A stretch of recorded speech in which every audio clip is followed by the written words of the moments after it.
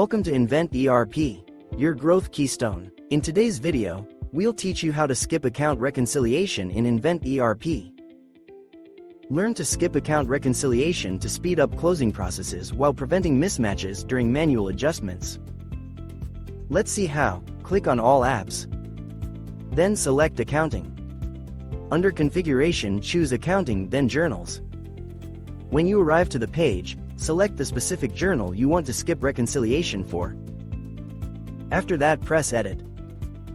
Now begin by navigating to Incoming Payments. And click on this icon. Simply turn Outstanding Account on. Now choose the account you want to add. The next step is to navigate to Outgoing Payments. Now let's do the same steps as shown previously. Click on this icon. Turn it on. The next step is to choose the specific account.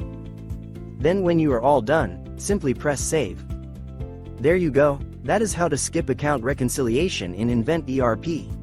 Thank you for watching.